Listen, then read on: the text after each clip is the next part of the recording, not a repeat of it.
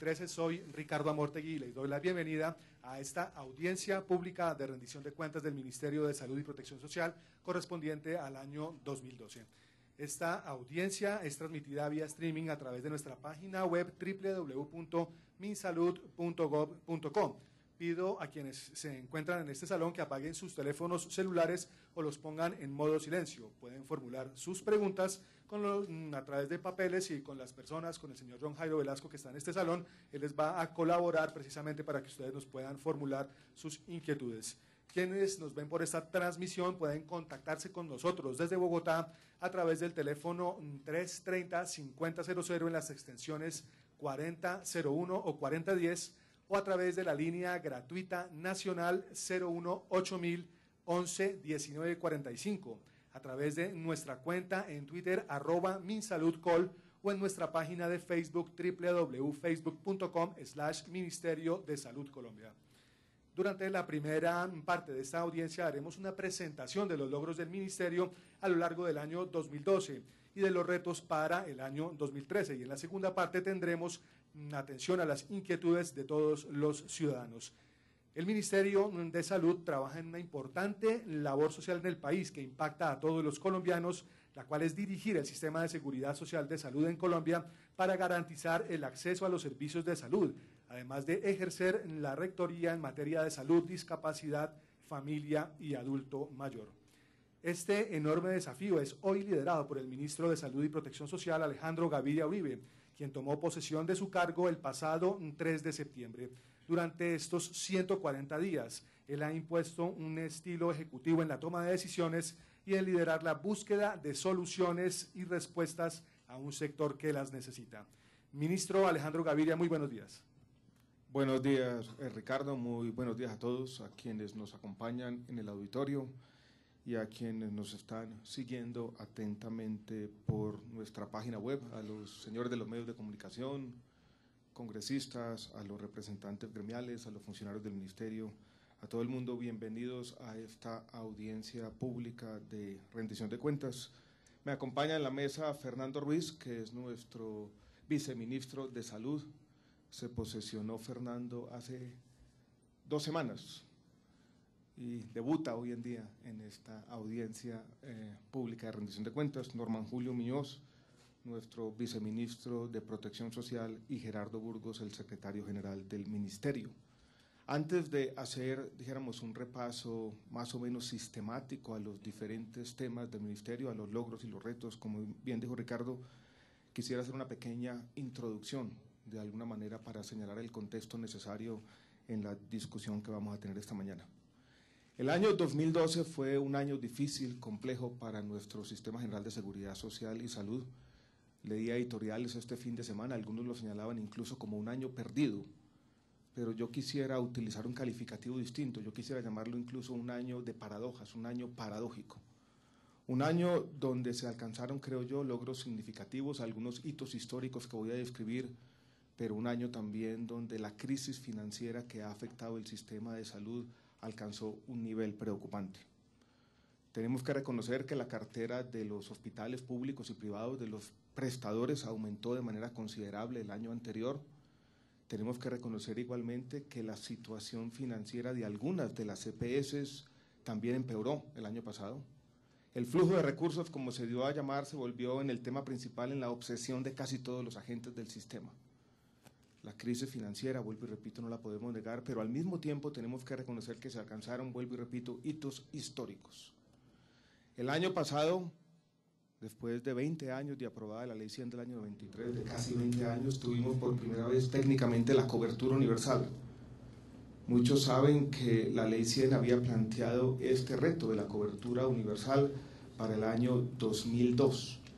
Por razones diversas tuvimos que esperar una década más. Pero yo creo que vale la pena señalar que el año anterior, repito, se alcanzó esa meta elusiva por muchos años de la cobertura universal. También llegamos a la igualación de los planes de beneficio, que era un objetivo que también había señalado la misma Ley 100 del año 93, que reiteró de manera vehemente la Corte Constitucional en su famosa sentencia de 2008, la sentencia TGT 160, y tuvimos que esperar también muchos años para alcanzar esa igualación de los planes de beneficio, y alejar, dijéramos, ese elemento antipático de nuestro sistema, que teníamos una diferenciación en los planes de beneficios entre los colombianos más pudientes y los más necesitados. También vale la pena señalar que el año anterior se puso en marcha el nuevo Ministerio de Salud y Protección Social, se retomó la rectoría del Sistema General de Seguridad Social y Salud, y estamos preparados para este año hacer lo que se nos ha pedido por mucho tiempo, y es tener un liderazgo programático y llevar adelante o sacar adelante una reforma de fondo estructural en algunos elementos que discutiremos más adelante, elementos estratégicos de nuestro Sistema General de Seguridad Social en salud. Yo he querido expresar esta paradoja en los medios de comunicación diciendo lo siguiente, que la crisis de la salud, como se ha dado por llamar, no es tanto una crisis de salud pública, no es tampoco una crisis de prestación de servicios, sino es más bien una crisis financiera. Y he expresado la paradoja de esta manera, y eso genera unas inquietudes, queriendo más o menos señalar 3 puntos que son importantes de transmitir en esta introducción. Primero, un sentido de urgencia que nos lleva a decir que no queremos que esta crisis financiera o esta crisis económica o esta crisis también de insuficiencia de recursos se traduzca en una crisis de salud y una crisis de prestación. Segundo, he querido, si se quiere, encomiar la labor de algunos hospitales públicos y privados que, a pesar de las dificultades económicas y financieras, han mantenido la continuidad en la prestación del servicio. Y tercero, aquí hay salubristas en la sala, también he querido señalar que los determinantes sociales de la salud son muchos, y que si uno hace una mirada objetiva de nuestros diferentes indicadores de salud pública, no podría señalar que el progreso, a pesar de todo, ha sido continuo y, creo yo, insoslayable. Hecha esta introducción, que vuelvo y repito, nos señala un contexto necesario para la discusión, quisiera darle la palabra a Fernando Ruiz, que nos va a hacer un repaso apretado, pero también exhaustivo. Usted verá, Fernando, cómo lidia con esas 2 exigencias, de cuáles han sido los principales logros en el área de la salud. Haremos algunos comentarios adicionales y después el doctor Norman Julio y el doctor Gerardo Burgos nos presentarán los logros en los temas de protección social y de aseguramiento, y también los avances institucionales y, por supuesto, los retos, que no son pocos, para este año que comienza. Entonces, Fernando, con la bienvenida y adelante. Muchas gracias, ministro, y muy buenos días a todos. Yo he estado pensando cómo puede uno definir un poco el año 2012 en términos de lo de desarrollo en lo que al Viceministerio de Salud Pública y Prestación le compete. Y yo diría que el año 2012 es el año en que se inició el reposicionamiento de la salud pública en el centro del sistema de salud. Yo creo que esto es algo que durante muchos años, desde muchas instancias, pedimos como que la salud pública fuera realmente el eje del sistema de salud.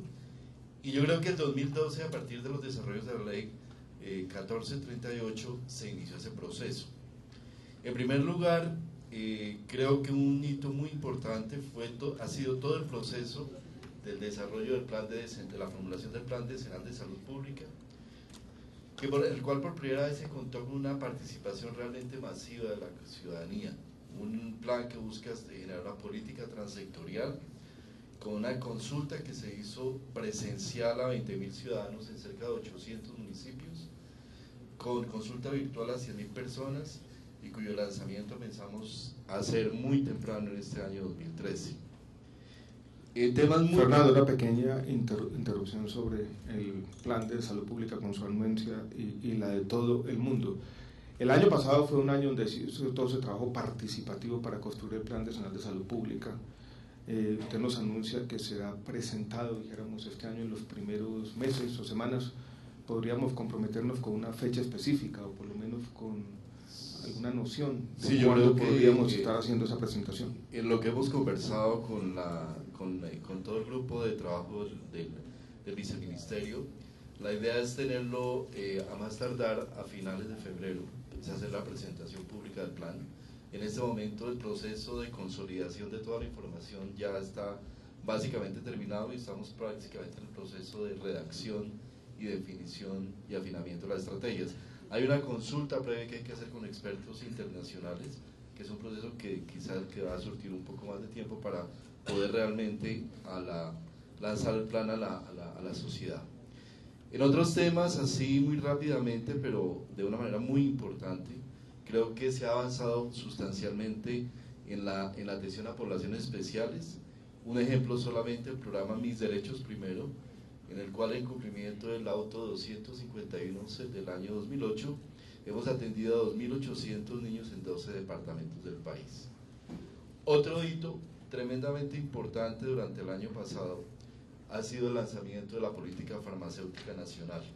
Creo que el país nunca había tenido una política farmacéutica formulada y consensuada como se logró. 10 estrategias con 10 estrategias para mejorar el acceso de la población, y que realmente durante el propio año 2012 ya generó unos resultados muy importantes, como es el hecho de que ya hemos logrado evidenciar ahorros a partir de la política de control de precios. Entre las acciones de salud pública, temas que yo considero relevantes, los más relevantes quizá, la inversión que hizo tan grande el Ministerio el año pasado en la modernización de la red de frío para poder asegurar calidad en la disponibilidad de vacunas. Y yo diría que por lo menos el que me parece más relevante es haber logrado la vacunación 97% de cumplimiento de la meta de vacunación en niñas de 4º grado con la vacuna contra el papiloma humano. Creo que este es un hito muy importante porque nos indica la importancia que puede tener para la protección de nuestras niñas colombianas en un futuro frente a la eventualidad del cáncer de cuello uterino. En la segunda dosis obtuvimos el 82.7% de cobertura, que es una de las coberturas más altas que se ha logrado en Latinoamérica, todo esto con una inversión de aproximadamente 48.000 millones de pesos. Otras estrategias de salud pública que se implementaron también en el embarazo adolescente, el fortalecimiento de la Comisión Nacional Intersectorial y la implementación de 850 servicios amigables para adolescentes y jóvenes, con la conformación de veedurías sociales en las cuales los propios jóvenes controlan y evalúan y hacen veedurías sobre la calidad de los servicios de salud. Y muy importante, en el año 2012 evidenciamos por primera vez una tendencia al aplanamiento y una ligera inversión en la tendencia de embarazo adolescente, pasando del 20.5% al 19.5%. Obviamente nos hace falta muchísimo por hacer ahí, mucho por lograr, pero creo que ya este es un hito supremamente importante. En enfermedades como la malaria, venimos evidenciando una reducción sostenida de la malaria a partir del año 2004. Pasamos de 126.000 casos año a 56.000 casos en el año 2011, y quizás lo más importante es que logramos controlar de manera importante la incidencia de malaria por Plasmodium falciparum, que como los salubristas saben es el tipo más virulento de Plasmodium, y que afecta muy especialmente a nuestra población del Pacífico colombiano, con lo cual creemos que que vamos a lograr en el futuro se puede evidenciar una reducción importante de la carga de enfermedad, la severidad y las consecuencias para una población tan importante del país. En tuberculosis ha sido uno de los aspectos que más se le ha hecho seguimiento y más se ha planteado como uno de los temas críticos para los sistemas de salud, en particular porque la tuberculosis afecta a las poblaciones más pobres. También ya tenemos una evidencia, una tendencia decreciente, con una incidencia estimada del nivel de 50 casos por 100.000 habitantes, hemos pasado a 30 casos por 100.000, y también evidenciamos una reducción muy importante de la tuberculosis, de la mortalidad por tuberculosis. Tenemos una tasa de éxito del año pasado, logramos una tasa de éxito del 78%, lo cual es una tasa bastante alta, bastante importante en el logro y en la lucha contra esta enfermedad. Ya pasando a otros temas, como el tema del recurso humano, muy rápidamente algunos aspectos que son relevantes. Se ampliaron sustancialmente las becas crédito para la formación de especialistas, se incluyeron 1.200 nuevas becas crédito. Esto tiene un esfuerzo muy importante de más de 40.000 millones para la formación de nuestros especialistas, y ya tenemos un beneficio asegurado para 3.200 estudiantes de especialidad médica. En prestación de servicios avanzamos en la categorización de riesgo de los hospitales públicos, de los cuales el resultado que obtuvimos para el final del 2012 era 37% de hospitales públicos sin riesgo y 24% de bajo riesgo. Y un poco para el futuro, en donde el Ministerio hizo un esfuerzo muy importante, es en consolidar y constituir una agenda programática de estudios sectoriales. Realmente, durante todos los años anteriores, se habían hecho diferentes encuestas, diferentes grandes estudios nacionales, pero desafortunadamente no se contaba con una agenda que nos permitiera tener claridad de la periodicidad de esos estudios. Ya tenemos en este momento en planeación 12 grandes estudios con el diseño de protocolos avanzando en el diseño de esos protocolos, y se inició con la contratación ya terminada de la encuesta nacional de salud bucal con una inversión de 11.000 millones de pesos y que nos va a permitir cerrar una brecha muy grande que teníamos en temas de salud oral, dado que desde el año 98, como algunos de ustedes saben, no se hacía una encuesta de salud oral en el país.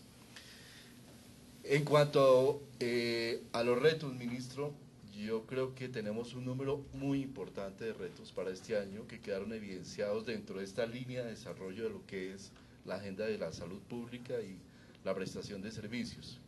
Uno muy importante en el cual se avanzó fue el desarrollo del sistema de información, del SIGO. Sin embargo, y creemos que todavía hace falta mucho por desarrollar y que en realidad hay que darle el mensaje al país de que consolidar un sistema de información no es un tema que se logra en el corto plazo, es un tema de largo plazo que requiere por encima de todo el desarrollo de unas etapas en las cuales el país tenga claro y el sector tenga claro cuáles son la información que se va a poder proveer y los diferentes agentes con interés del sistema tengan claro qué es lo que se puede lograr en el desarrollo del sistema de información. Entonces, la necesidad de consolidar un plan de desarrollo durante este año es un tema muy importante. Segundo, y en relación con el Plan Nacional de Salud Pública, implantar el Plan Nacional más allá de su formulación. Creemos que hay un tema muy importante a nivel territorial de desarrollo de capacidades territoriales para realmente hacer que el Plan Nacional de Salud Pública tenga aplicación. Esto incluye la formación y la capacitación de un número muy importante de personas y también un proceso de desarrollo de las diferentes intervenciones y estrategias que incluye el plan. El desarrollo de algunas políticas específicas, de las cuales yo resaltaría dos que me parecen supremamente importantes para este año y para consolidar el desarrollo del sistema. Una es una política nacional de salud ambiental, que es un tema en el que llevamos un atraso relativamente importante, y también una política nacional de recursos humanos, donde logremos integrar tanto los aspectos que tienen que ver con la formación, con los aspectos del desempeño y con la disponibilidad de recursos humanos suficiente y con calidad en el país, en lo cual tenemos unas limitaciones todavía muy importantes. Consolidar la respuesta a necesidades y poblaciones especiales y la consolidación del sistema en zonas dispersas. Hay una respuesta allí que tenemos que encontrar de cómo construir y consolidar y modular nuestro plan para poblaciones en riesgos particulares y para territorios nacionales que se encuentran que son dispersos y en los cuales el sistema no opera de una manera eficiente. Avanzar en la afectación de las mayores causas de morbilidad y mortalidad, especialmente en temas como enfermedades crónicas, que es el grupo que afecta especialmente a la población urbana y que cada vez en la transición epidemiológica en la que está la población colombiana tiene mayor fuerza sobre la carga de enfermedad, y algunos temas muy particulares en eso que yo creo que tenemos que impulsar, afectando aquellas que nos afectan más, como es el tema del cáncer de seno, que afecta en particular a la población colombiana, que es nuestra mayor causa de mortalidad en mujeres y que es de las mayores contribuyentes a la carga de enfermedad en el país. Yo creo que estos son algunos de los retos, que son muchísimos, pero tratando de enumerar y priorizar, algunos de estos son los más importantes y los que creemos queremos responderle a la ciudadanía de la manera más eficaz y con mayor celeridad posible durante los próximos periodos. Muchas gracias, Fernando. Esa es la idea. Ricardo, ¿tenemos alguna idea de cuánta gente nos está siguiendo?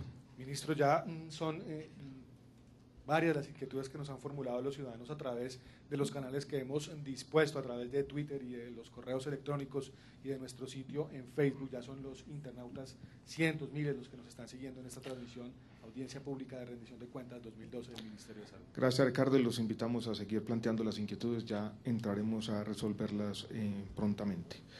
Quisiera hacer si quiere, resumen apretado, el resumen de Fernando Ruiz para que vayan quedando algunos temas claros.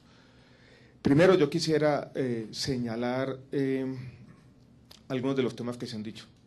Reducción en la incidencia de malaria, reducción en la incidencia en la mortalidad por tuberculosis, así podríamos hacerlo para otras enfermedades infectocontagiosas. Cómo hemos venido avanzando de manera continua en las coberturas de vacunación. Estamos esperando, aquí veo a la encargada de los temas en el Ministerio, la doctora Marta Lucía Ospina, confirmación de la Organización Mundial de la Salud, que podría declarar a Colombia un país libre de oncocercosis, y sería el primer país en desarrollo libre de oncocercosis, y yo creo que es otro gran logro de salud pública, otro de esos hitos importantes que se alcanzaron en el año 2012.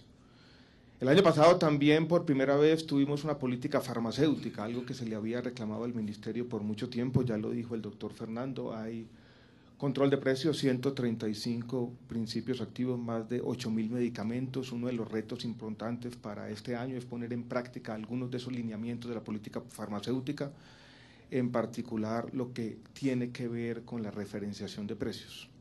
No es un secreto para nadie y es un tema bastante sensible para la opinión pública que en algunos medicamentos monopólicos de marca los precios en Colombia son muy altos y esa referenciación de precios nos servirá un poco para tomar decisiones al respecto. Los retos que plantea Fernando, algunos específicos sobre los que quisiera llamar la atención, este año que comienza tendremos 100% cobertura universal de la vacuna para el virus o en contra del virus del papiloma humano. Hemos venido trabajando con la doctora Nubia Muñoz, nos está asesorando en el tema. Tendremos todas las niñas de bachillerato de Colombia vacunadas contra el virus del papiloma humano. Y Fernando, no sé si usted lo mencionó de manera clara, pero este año también queremos alcanzar cobertura universal, el 100% de becas crédito en las 5 principales especialidades, y yo creo que esto también es un reto importante. Esto es, todos los residentes, el 100% de los residentes en las 5 principales especialidades tendrán una beca pagada por el Estado colombiano. Quisiera hacer una pequeña aclaración con el tema de los hospitales públicos, porque hay un diagnóstico que en parte tiene razón, donde se habla del colapso de la red pública hospitalaria. Yo creo que uno debe afinar ese diagnóstico. Si uno mira lo que está ocurriendo con los hospitales públicos del país, el doctor Norman Julio va a ampliar la información que tenemos al respecto. Cuenta que aproximadamente 40% están en riesgo financiero medio o alto, en situaciones económicas y financieras que son difíciles, no lo podemos esconder. Pero también tenemos que decir lo siguiente, con la implementación del giro directo, los hospitales de primer nivel en Colombia tuvieron el año pasado una situación de estabilidad y se logró contener la crisis. La crisis en la red pública hospitalaria hoy en día está concentrada sobre todo en los hospitales de alto nivel de complejidad, no en los de primer nivel, y ese es un éxito que también se desprende de la implementación de las ideas de la 1438 y más adelante. Vuelvo y repito, en los hospitales de primer nivel no hay una situación financiera que uno podría describir como una situación de colapso. Doctor Norman Julio, fue un año difícil en el flujo de recursos, un año donde también tuvimos avances innegables en el aseguramiento. ¿Por qué no nos resume entonces de manera también breve los logros y los retos en lo que llamamos en el Ministerio el área de protección social? Muy buenos días a los asistentes, a los compañeros del Ministerio, a los que nos ven y nos siguen en este momento. Yo resumiría como en 5 puntos centrales los avances, digamos, los logros en materia de protección social. El primero de ellos, destacable desde todo punto de vista, corresponde a la cobertura. Digamos, la protección hoy de las familias frente a posibles riesgos por presencia de enfermedades que puedan afectar, digámoslo así, su estabilidad financiera, nos sitúa hoy en cerca de un 96% de cobertura, que prácticamente nos lleva a hablar de una cobertura universal. Para el año 2012, específicamente, 700.000 personas nuevas tuvieron acceso al sistema de seguridad social en salud, 400.000 en el régimen subsidiado y 300.000 en el régimen contributivo. Creo yo que esa es una muy buena noticia en términos de aseguramiento. De igual manera, otro de los logros importantes que debemos destacar para este año tiene que ver con la unificación de los planes de beneficios que el ministro señalaba en su intervención. Unificación que, como se mencionó, debió haberse alcanzado por allá en el año 2001, 2002, y en el año 2012 viene a concretarse. Aquí había un proceso de unificación que se había comprometido, con el cual se había comprometido el gobierno en los próximos 3 años, es decir, que se debía lograr en 2014 la cobertura, la unificación de los planes de beneficios, y fue en 2012 en donde se anticipa esta meta, incorporando, igualando los planes de beneficios para cerca de 11.4 millones de personas que se encontraban en el rango entre 18 y 59 años, que van a tener acceso en adelante a una serie de servicios a los cuales el régimen subsidiado no cubría anteriormente. Para mencionar algunos ejemplos, ecografías abdominales, operaciones o cirugías de ojos, nariz, etcétera, hospitalización en unidades de cuidados intermedios, cerca de 730 medicamentos nuevos a los cuales esta población no tenía acceso, y creo que esa también es una muy buena noticia. Ello debía estar directamente relacionado con el tema financiero. Eso quiere decir con la nivelación de las unidades de pago por capitación. Y este fue un proceso que se inició en julio del año anterior.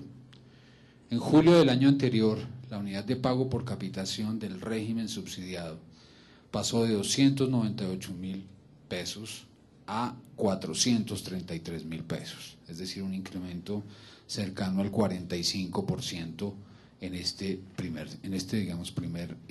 escalón de unificación de las unidades de pago por capitación.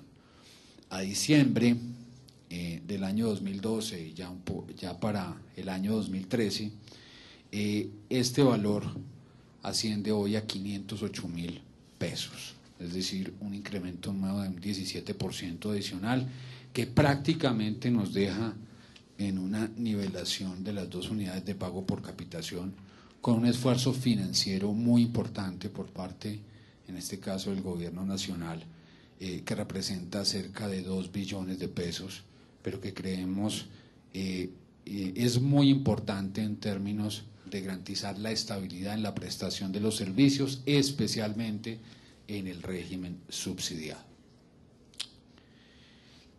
Un cuarto tema importante a destacar, y que lo mencionaba el ministro, y en el cual, si bien se presentaron una serie de dificultades, se tomaron también una serie de acciones tendientes a mejorar el flujo de recursos.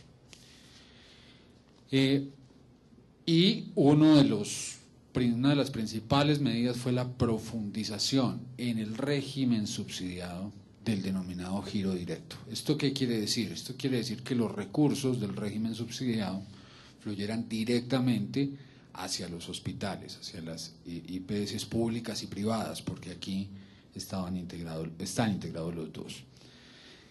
Para el año 2012, 4.6 billones de pesos se giraron de manera directa a la red pública, y creo que eso explica en gran medida lo que mencionaba en su presentación el ministro de lograr estabilización financiera, por lo menos en los niveles 1 de los hospitales públicos y en algunos de los hospitales privados. Pero también en el régimen contributivo incorporamos una medida similar con los denominados recobros. Varios de estos recursos que se le reconocen a las EPS en una cifra de 344.000 millones, se le giraron fundamentalmente, en este caso, a la red privada, también como una medida que permitiera garantizar un mejor flujo de los mismos. Hay que destacar también un esfuerzo importante que se hizo en el último trimestre del año y correspondió a la expedición de la Ley 1608 del año 2013, o lo que se denominó en su momento la Ley de Cuentas Maestras. Esta ley, básicamente, ante el diagnóstico de que existían cerca de 1.8 billones de pesos en las cuentas de municipios sin usar, lo que posibilitó fue que estos recursos fluyeran al sistema, o se dieran las posibilidades jurídicas para que estos recursos fluyeran al sistema y no siguieran guardados, digámoslo así, en unas cuentas sin usar. Hay que destacar, dentro de las medidas que esta ley y que está en proceso de implementación permitió, de estos 1.8 billones recursos para pagar actividades no POS, que los departamentos adeudan a las IPS y a las EPS, como una medida también para disminuir las deudas. Se permitió también el uso de unos recursos adicionales que estaban también sin usar, de aportes patronales dirigidos a atender población no afiliada y atender actividades no POS.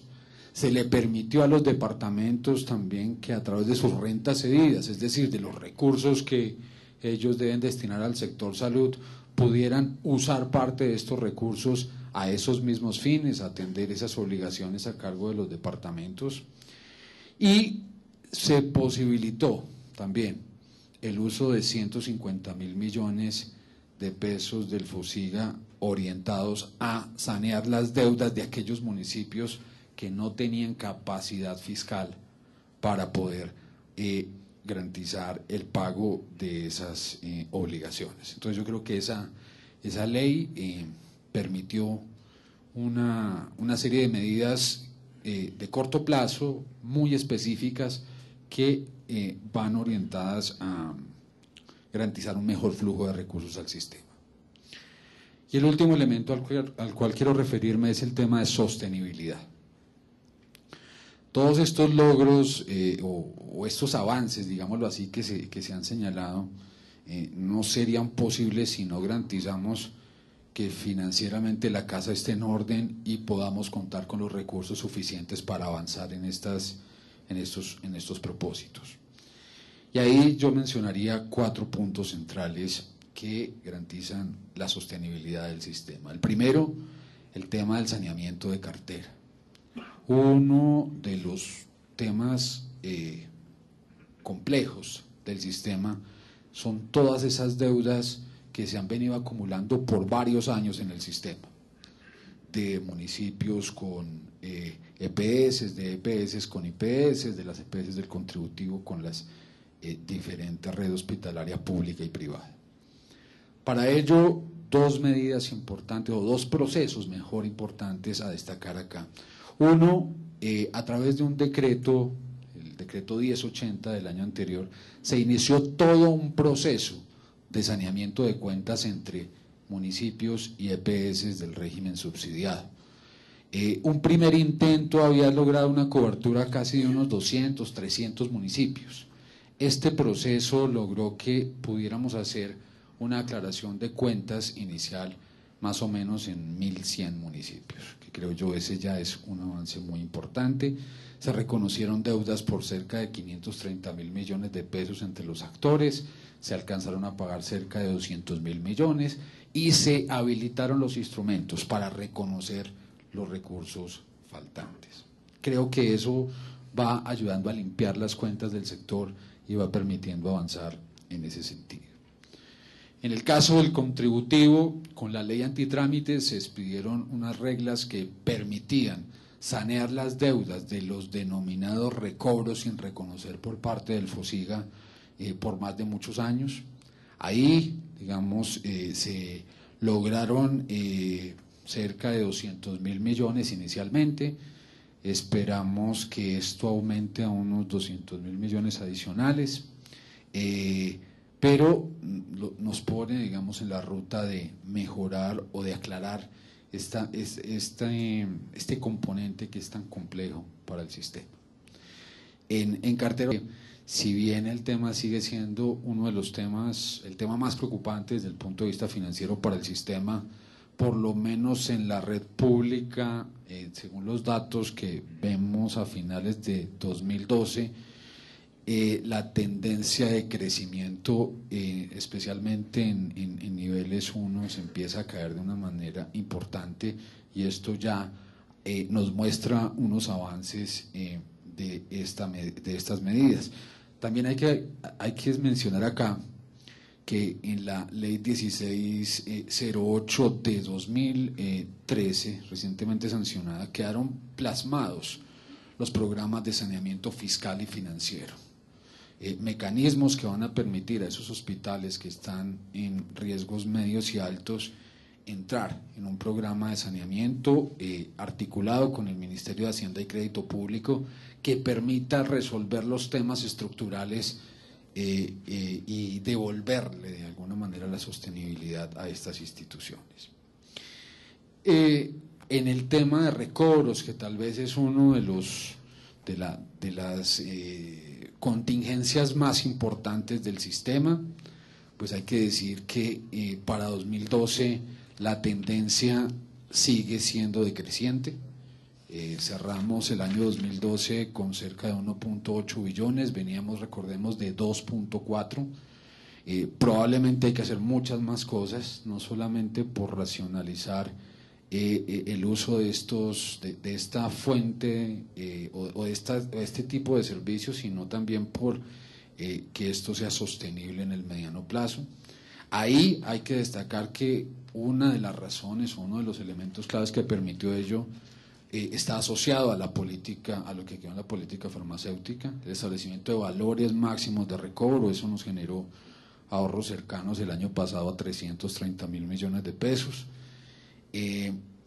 Y creo que con un rediseño de este proceso, que es uno de los retos que tenemos para este año, esperamos que este componente deje de constituirse en un factor de preocupación, por lo menos desde el punto de vista financiero para el sistema.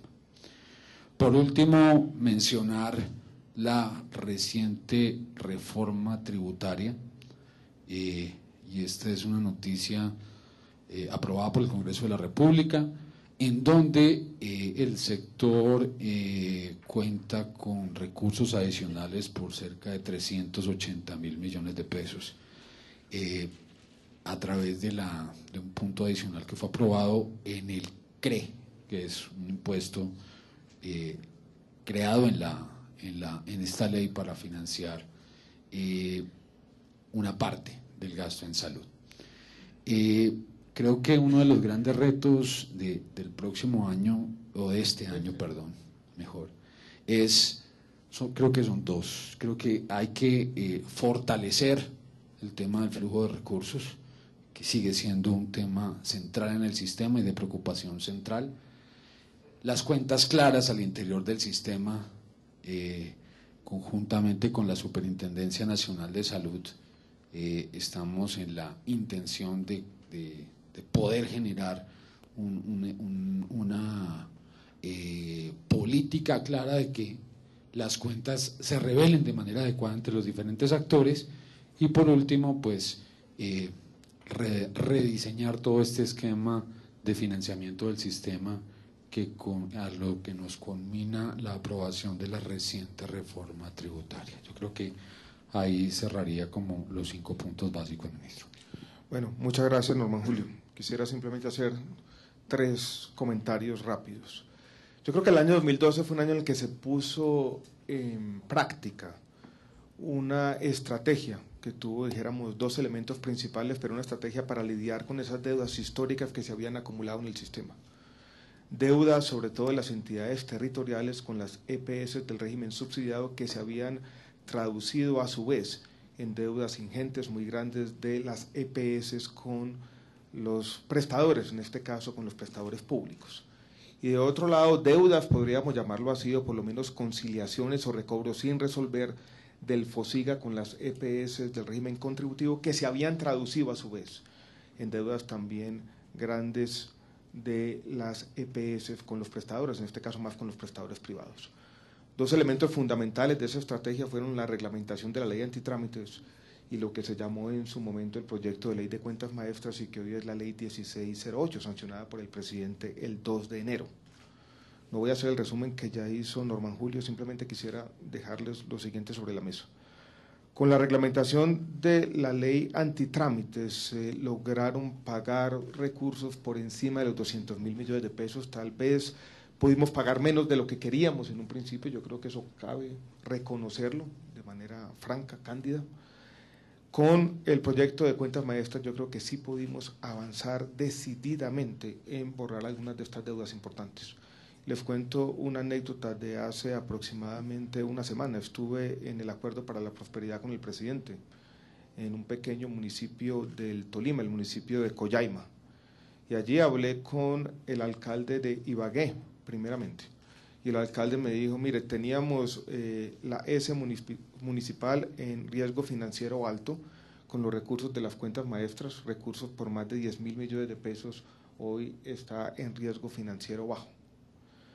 Norman Julio mencionó rápidamente que este proyecto de ley, hoy ley de la República, también consideraba apropiar 150.000 millones de pesos del FOSIGA para aquellos municipios pequeños, categorías 5 y 6, que no tenían recursos en las cuentas maestras, pero que sí tenían deudas muy grandes históricas acumuladas.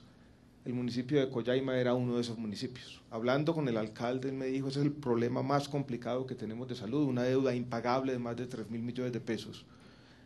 Nuestra ley va a permitir saldar esa obligación de una vez por todas y que se logre una estabilidad en la prestación de servicios de salud en este y otros municipios con condiciones específicas. Sobre el aumento de la unidad de pago por capitación que mencionó Norman Julio, quisiera hacer dos pequeños comentarios breves. Primero, este aumento es una respuesta del Ministerio a los autos de la Corte Constitucional, en particular a dos autos, el 261 y el 262. Estuvimos el viernes pasado explicándole a la Corte, conversando con ellos. Yo creo que vale la pena tener este dato en la mente. Para la población mayor de 18 años, las primas puras en los regímenes contributivo y subsidiado hoy en día están en un nivel muy similar, están más, las del subsidiado ya es casi es más del 90%, perdón, la del régimen contributivo. Estamos en esta conversación con la Corte, le explicamos a la Corte cómo hicimos un esfuerzo importante, un esfuerzo que nos lleva, dijéramos, a un nivel que es el nivel razonable dada la información que tenemos. Y es que para los mayores de 18 años tenemos que utilizar la información del régimen contributivo y al inferir de alguna manera cuál sería el nivel aceptable para igualar esas primas puras. Y el último, el tema de la reforma tributaria que mencionó Norman Julio. Yo creo que es importante decir lo siguiente: lo que hizo la reforma tributaria en un principio, su intención original era reemplazar las contribuciones de los empleadores para trabajadores con menos de 10 salarios mínimos. Eso se hizo. Lo que se logró en el trámite legislativo adicional a esa intención fue que de un punto adicional de este impuesto con destinación específica se logró destinar el 30% de esos recursos, no para el régimen contributivo, sino para el régimen subsidiado. Y tendremos por los próximos 3 años recursos por más de 350.000 millones de pesos anuales. Esos recursos serán más que suficientes para lograr el equilibrio financiero del régimen subsidiado. Yo creo que ya este fantasma de la insuficiencia o esta contradicción de tener planes de beneficios iguales pero unidades de pago por capitación distinta quedó atrás de una vez por todas y para siempre. Doctor Gerardo, pero el año 2012 también fue un año de logros institucionales un año donde se puso en marcha este nuevo Ministerio de Salud y Protección Social, pero también hubo cambios en otras dimensiones, en otras áreas. ¿Por qué no nos resume brevemente? Muchas gracias, ministro, y un saludo muy especial a los presentes, a quienes nos siguen por las redes y principalmente también por la web. Efectivamente, el año 2012 trae para el sector una serie de elementos organizacionales muy importantes que expresan la voluntad del actual gobierno de redefinir las instituciones, no concibiéndolas simplemente como unos ejercicios de ajuste institucional en sí mismas, sino con una mirada integral. Y aquí quiero referirme básicamente a que, además de revivir, recuperar el Ministerio de Salud para el sector y para el país, también hubo un ejercicio que se tradujo en el fortalecimiento de algunas instituciones bajo el modelo de inspección, vigilancia y control en salud, y también un tema muy importante, que fue la redefinición de algunas funciones y responsabilidades que técnicamente, funcionalmente, no deben estar en este sector y fueron entregadas a otros sectores.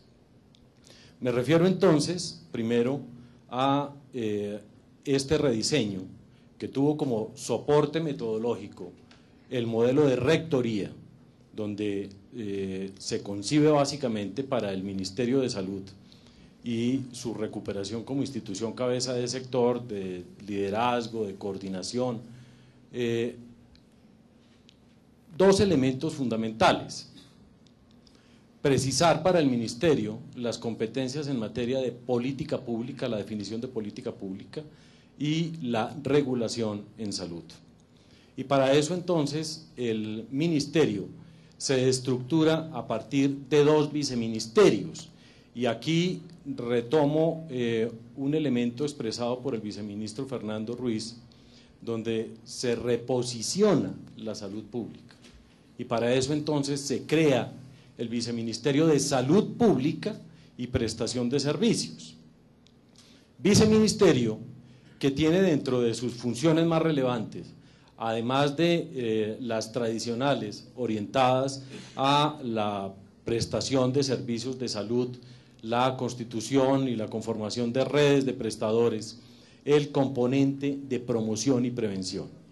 Componente de promoción y prevención que se expresa también desde elementos clave como lo ya mencionado, enfermedades, la atención de enfermedades desde la política pública y la regulación, de enfermedades crónicas y enfermedades transmisibles, así como también componentes asociados a alimentos, bebidas y también a algunos elementos relacionados con la epidemiología y la demografía, para lo cual también se estructura una nueva área. Se fortalecen componentes como el de recurso humano sectorial, con la definición, la orientación de cuáles son, en perspectiva, los escenarios de requerimientos de profesionales y en general de personal de la salud para el país. Asimismo, se crea un área, se establece dentro de la estructura un área muy importante que tiene que ver con la definición de política pública y la regulación en materia de medicamentos y tecnologías. Este es un elemento que permite posicionar y dar directrices claras en esta materia, como también ya, digamos, de manera clara fue expresado en algunos resultados concretos por el viceministro Fernando Ruiz y por el ministro Gaviria. En materia de prestación de servicios de salud, se recoge el planteamiento de la Ley 1438 y se lleva a la estructura orgánica de la atención primaria en salud. Y se fortalece el área de infraestructura hospitalaria para el sector. Esto con una mirada, no solo la tradicional mirada orientada a la red pública de prestadores, sino también al conjunto de entidades privadas. Desde el otro viceministerio que se crea que está relacionado con el aseguramiento en salud y la sostenibilidad financiera. Tenemos áreas que expresan esta voluntad institucional.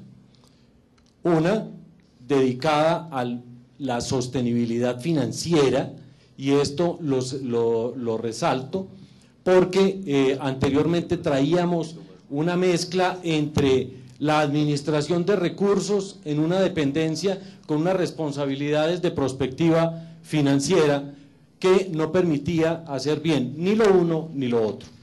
Hoy tenemos áreas claramente definidas para orientar la política pública en materia de sostenibilidad financiera, dedicadas a pensar este tema, a traducirlo en política pública clara, y también un área separada, distinta, con autonomía administrativa y financiera, que recoge la administración en conjunto de las fuentes sectoriales.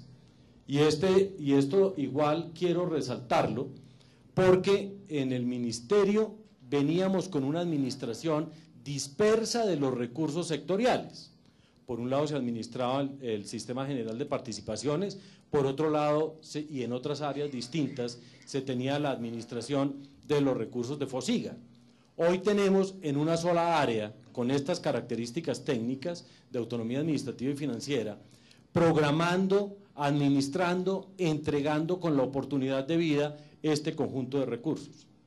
Y finalmente, se fortalece el área de la administración del aseguramiento en salud y se crea, con la supresión de la CRES, un área para definir, para regular las tarifas y los planes de beneficio en salud. Este en conjunto, digamos que es lo que hoy tenemos como Ministerio de Salud y Protección Social.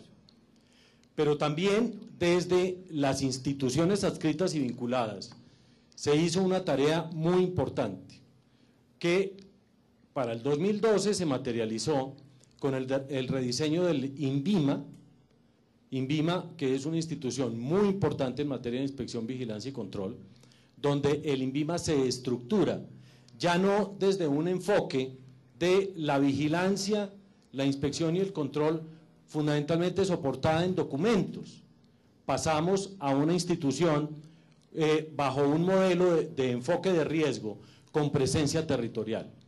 Al INVIMA se le entregan responsabilidades con presencia territorial y para eso se fortalece su equipo de profesionales con un énfasis claro en inspección, vigilancia y control en puertos, aeropuertos, pasos fronterizos, que en el marco de la apertura económica, esto también permite que desde el INVIMA y sus competencias asociadas a medicamentos, alimentos, cosméticos, dispositivos médicos, podamos tener una calidad soportada para entrar al mercado y competir en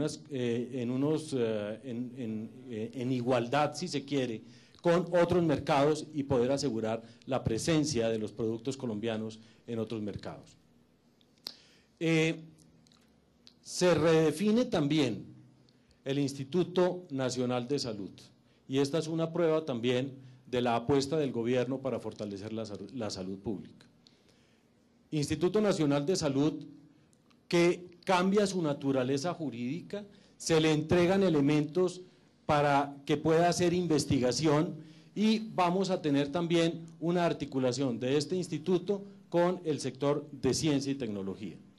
Además de cumplir sus funciones de referente técnico en materia de salud pública como laboratorio de referencia en salud pública para el país, vamos a tener un instituto con unas posibilidades enormes para hacer investigación en salud pública y también para que desde este instituto podamos, desde la implementación del Observatorio de Salud Pública creado por la Ley 1438, poder llegar a país completo, observarlo y esta observación desde los distintos determinantes de la salud pública, poder también cambiar el esquema de observar casos críticos en materia de patologías a poder ir al origen de las patologías. Y estos son elementos fundamentales que ya vamos a poder implementar básicamente como reto a partir del 2013.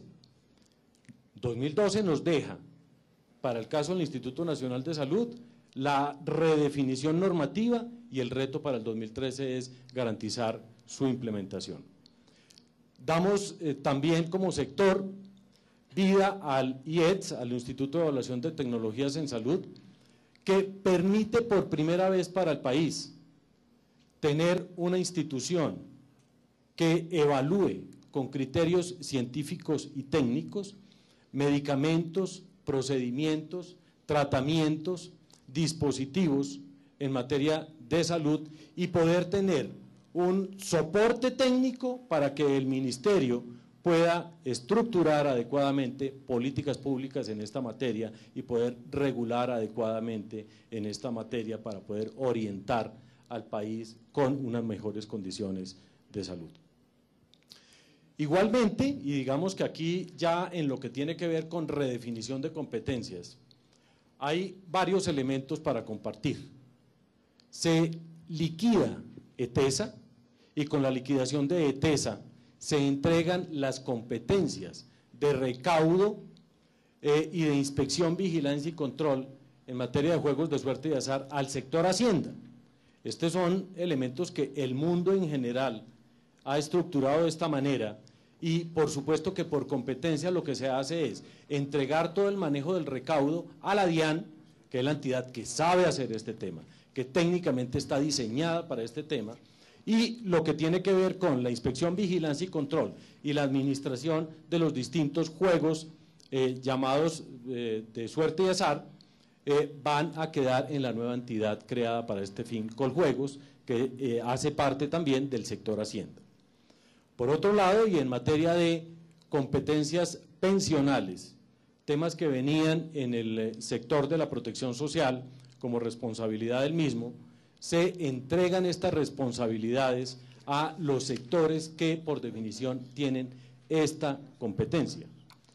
En el caso de Foncolpuertos y en el caso de Cajanal, toda la administración pensional se entrega a la UGPP, que es la Unidad de Gestión de Parafiscales y Pensiones del sector Hacienda, con lo cual se precisa esta competencia.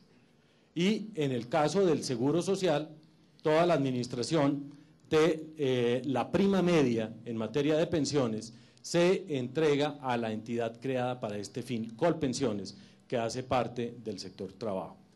En general, este es el conjunto de tareas que se adelantaron en el año 2012, ministro, y que permiten al sector salud unas condiciones organizacionales adecuadas para que en perspectiva podamos tener una garantía en materia de salud para el conjunto de los colombianos. Yo terminaría con los retos en esta línea, señalando varias cosas. Primero, para el año 2013, reto fundamental de rediseño es cerrar todo el fortalecimiento de las competencias en materia de inspección, vigilancia y control con el fortalecimiento de la Superintendencia Nacional de Salud. Segundo, en lo que tiene que ver con el INVIMA, con el Instituto Nacional de Salud, es garantizar que lo normado y lo que se inició en el año 2012 podamos garantizar plenamente su implementación. Esto, digamos, como para, en líneas gruesas, ministro, señalar la propuesta que ya se ha venido implementando de rediseño organizacional del sector. Muchas gracias. Muchas gracias, Gerardo. Quisiera resaltar entonces la puesta en marcha del Ministerio de Salud y Protección Social, la reestructuración del INVIMA, del Instituto Nacional de Salud, la puesta en marcha del Instituto de Evaluación de Tecnologías en Salud y el recuperar ese liderazgo programático y esa rectoría que había sido reclamada de tiempo atrás. Yo creo, Ricardo, que estamos listos un poco para hacer la parte más importante de esta rendición de cuentas, y es darle la palabra a la ciudadanía, responder las preguntas, inquietudes, quejas, reclamos. Estamos dispuestos entonces. Así es, ministro, y ya tenemos las primeras inquietudes que nos han formulado a través de los canales que hemos dispuesto para este propósito. Recordémoslos, son nuestra cuenta en Twitter, @minsaludcol, nuestra página en Facebook, www.facebook.com/Ministerio de Salud Colombia, y las líneas telefónicas en Bogotá 330-5000, las extensiones 4001 y 4010, o a través de la línea gratuita. Antes de darle la palabra a Fernando Ruiz y de pronto a Luis Carlos Ortiz, nuestro director de Recursos Humanos, quisiera hacer una pequeña aclaración y también poco de pedagogía para todos, para los médicos rurales y para los medios de comunicación. El 28 de diciembre del año pasado expedimos la llamada resolución 4503, que en el fondo lo que dijo fue lo siguiente: dijimos, no puede haber un número de inscritos en un departamento que sea mayor que el doble de las vacantes ofrecidas por ese departamento, que las plazas ofrecidas por ese departamento. Esto se ha interpretado como un cambio abrupto en las reglas de juego, y yo quiero de manera vehemente decir que eso es una interpretación equivocada. Lo que estaba ocurriendo y lo que ocurrió el año pasado en algunos de estos sorteos es que existían algunos departamentos, Quindío y Atlántico, por ejemplo, que ofrecían apenas 3 y 4 plazas. Y lo que hacían muchos de estos muchachos es que se inscribían mayoritariamente en esos departamentos. Entonces teníamos 100 inscritos con solamente 2 o 3 plazas vacantes. Se hacía el sorteo y esto era un atajo para lograr la exoneración del servicio social obligatorio. Para decirlo claramente, se le estaba haciendo trampa al sistema. Y lo que hicimos con la resolución 4503 fue evitar que se le siguiera haciendo trampa al sistema. Uno no puede interpretar un acto administrativo que lo que busca es eliminar ese tipo de prácticas cuestionables como un cambio en las reglas de juego. Yo creo que eso debe quedar bastante claro y de una vez por todas zanjar ese debate. Quería simplemente señalar ese punto. Y Fernando, ¿por qué no explicamos un poco qué va a pasar con aquellos muchachos que no se inscribieron y cómo ha sido, dijéramos, la dinámica de los sorteos para el servicio social obligatorio en estos primeros días de este año? Sí, en el país existe una tradición de servicio social obligatorio. Todos los que somos profesionales de la salud hicimos servicio social obligatorio desde más allá del año 62, es una parte integral de la formación de todos los profesionales de la salud. En este momento, anualmente, más o menos 5.000 plazas disponibles para diferentes profesiones, de las cuales aproximadamente 3.200 son plazas para profesionales del área de la medicina. En las estimaciones que hemos hecho, aproximadamente están egresando 3.700 estudiantes al año. O sea, prácticamente hay una diferencia muy pequeña entre los números de egresados y el número de plazas disponibles. Durante el último tiempo, y en particular los últimos años, se ha venido generando una situación en la cual nos hemos ido quedando sin cubrir las plazas de las regiones más apartadas del país. Entonces ahí hay un tema que es supremamente importante para asegurar el acceso a los servicios de salud de la población colombiana, en especial de las poblaciones más pobres y en mayor situación de vulnerabilidad social. El año pasado se tomó la decisión de enfrentar este tema como parte de lo que implica la rectoría del sistema. Se han generado unos incentivos bastante adversos hacia buscar la exoneración y yo creo que lo que busca la resolución fue tratar de solucionar el problema y por encima de todo, además, hacer un llamado a quienes están egresados de las profesiones de la salud de recordar un poco la importancia que tiene para la sociedad el servicio social obligatorio. Igualmente para quienes egresan de los programas de la salud, es decir, el año rural, como llamamos, es el periodo en el cual los profesionales tienen la capacidad de desarrollar su autonomía, de por primera vez enfrentarse a la población, a los pacientes y de una manera autónoma tomar decisiones. Es una parte que no solamente tiene que ver con el servicio a la comunidad, sino también con culminar un proceso de formación antes de entrar a sus pruebas de especialización.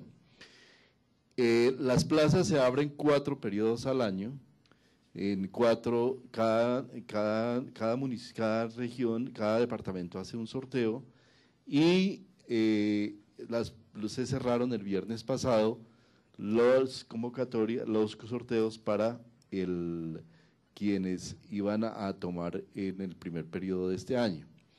Entonces, probablemente con la situación que se presentó, algunos aspirantes no lograron presentarse, seguramente. Entonces, queremos decirle que seguramente van a quedar plazas disponibles. Yo le pediría al doctor Luis Carlos que nos ampliara un poquito más este tema, con un llamado muy particular a los profesionales de la salud a considerar y tomar muy en cuenta la importancia que tiene el servicio social obligatorio. Doctor Luis Carlos. Luis Carlos, adelante. Luis Carlos es el director de Recursos Humanos del Ministerio de Salud. Entonces, Luis Carlos nos amplía rápidamente un poco la información sobre lo que ha ocurrido en estos últimos días. Gracias, ministro. Básicamente con los reportes que nos entregan el viernes en la tarde los diferentes departamentos, logramos una muy buena cobertura de las plazas vacantes en todas las 4 profesiones. En enfermería, odontología y bacteriología tenemos el 100% de plazas ya cubiertas, pero en medicina nos van a quedar unas 160 plazas vacantes que están disponibles para que quienes al viernes no lograron inscribirse en el sorteo busquen la forma de vincularse a esas plazas. Nosotros en el Ministerio, particularmente en la Dirección de Talento Humano, tenemos los medios a disposición, el correo sso@minsalud.gov.co, el teléfono 330-5000 con las extensiones 8020, 8021, 8022, 8023, para que los profesionales que quieran acceder a una de estas 160 plazas que nos van a quedar vacantes puedan comunicarse de manera rápida y directa con las secretarías de salud e incluso con las IPS, de tal manera que también, digamos, tengamos una alternativa de servicios para estos departamentos, para estas regiones donde requieren estos servicios, pero adicionalmente tenemos una alternativa para estos profesionales que desean de una vez iniciar el ejercicio de su profesión, prestándole obviamente un servicio muy importante para el país. Así que tenemos todos los canales, toda la disposición para que se comuniquen con nosotros y nosotros de esta manera lograr facilitarles la comunicación con estas IPS y con estas regiones. Muy bien, doctor Luis Carlos, muchísimas gracias. Nos formula una pregunta el señor Julio Garibello relacionada de por qué las EPS no le pagan a los hospitales públicos, ministro. Buena pregunta. Yo quisiera señalar dos o tres cosas para que entendamos los factores estructurales de lo que estaba ocurriendo el año 2012, donde tuvimos, dijéramos, una coyuntura compleja. Primero, yo creo que tuvimos el año pasado el problema coyuntural con algunas de estas EPS del régimen subsidiado que estaban intervenidas, algunas de ellas intervenidas para liquidación, lo que afectó de manera drástica el pago a las EPS. Eso se ocurrió no solamente en el sur de Colombia, pero especialmente en el sur de Colombia, y especialmente con 2 EPS, Selva Salud y Salud Cóndor. Tuvimos también el año pasado una coyuntura, y esta es una especie de paradoja que vale la pena que la entendamos todo, y es cuando se igualan los planes de beneficios y se alcanza la cobertura universal, los recursos que antes llegaban a las entidades territoriales empezaron a llegar a las EPS y se hizo, dijéramos, un camino largo, y eso fue traumático, si se quiere, por un proceso de aprendizaje, y eso yo creo que exacerbó un poco el problema que tuvimos de flujo de recursos el año pasado. Uno podría decir también, y sobre esto no tenemos evidencia plena, pero que el tema de insuficiencia de la UPC, sobre todo en el segundo semestre, cuando se igualan los planes de beneficios, sobre todo en algunas áreas urbanas, esa insuficiencia supuesta pudo haber también afectado el flujo de recursos. Estos son los factores, dijéramos, más estructurales. Pero yo diría que este año, con el aumento en la UPC, yo diría que este año, con la terminación de estos procesos de intervención en algunas de estas EPS, yo diría que este año también con el aprendizaje colectivo de todos, ahora que tenemos un mismo plan de beneficios y una cobertura universal, no hay excusa, no hay disculpa para que las EPS del régimen subsidiado en particular no le giren recursos a los hospitales y en particular a los hospitales públicos. Nosotros esperamos, ciudadanos, Ricardo, que este sea el año donde ese tipo, dijéramos, de práctica, sobre todo si hay prácticas deliberadas de dilación en los pagos con cualquier objetivo queden atrás. Y aquí hay representantes de la superintendencia, no quiero darle la palabra a que queremos hacer esto ágil, pero estaremos dispuestos a tomar todas las medidas necesarias para que las EPS hagan lo que tengan que hacer, y esto es, paguen sus cuentas con los hospitales, en este caso con los hospitales públicos. Preguntan a través de Twitter el usuario @Alejo Méndez Díaz, ¿cómo se puede adquirir la vacuna contra el virus del papiloma humano? Fernando, quiere que le demos la palabra de una vez a Lenis Urquijo, que es el director de promoción y prevención. Yo creo que la pregunta es muy buena porque, Lenis, tenemos que hacer una aclaración importante sobre esta pregunta que nos pide cómo se puede adquirir. Sí, ministro, muy buenos días. La vacuna está disponible para las niñas de cuarto primaria a partir del próximo año, a partir del próximo mes de marzo, estaremos aplicándola para todas las niñas de bachillerato. Pero cuando se pregunta de cómo se puede adquirir, yo creo que vale la pena hacer una aclaración. Hay que comprarla, es gratis, cómo se adquieren, yo creo que es importante que le cuente a la ciudadanía. Es completamente gratis, ministro. Eso es lo que es importante que todos sepan, ¿no? Para todas las niñas, repito, de cuarto primaria, y a partir de marzo de este año empezaremos la vacunación para todas las niñas de bachillerato. Muy bien, agradecemos entonces esta respuesta para las niñas de 4 años cumplidos, Entonces, de 9 años cumplidos. Cuarto primaria, 9 años cumplidos. Cuarto primaria, 9 años cumplido este año a partir de marzo para todas las niñas de bachillerato, completamente gratis, y la vacunación se llevará a cabo en los colegios. Es gratis, cobertura universal, y se llevará a cabo en los colegios. Yo creo que esa es la aclaración que tenemos que hacerle al señor Alejo, que hacía una pregunta muy interesante. Pregunta el señor Julio César Belalcázar, ¿cuáles son las medidas adoptadas para despolitizar la Superintendencia de Salud y confrontar la corrupción presente en el sistema? Yo quisiera responder rápidamente. Hay una sola medida, voluntad. Voluntad de parte del ministerio, voluntad de parte mía como ministro y voluntad de parte del gobierno para despolitizar la Superintendencia de Salud. Solamente quisiera decir lo siguiente, y hago referencia a una conversación que tuve con el señor presidente de la República hace aproximadamente 10 días.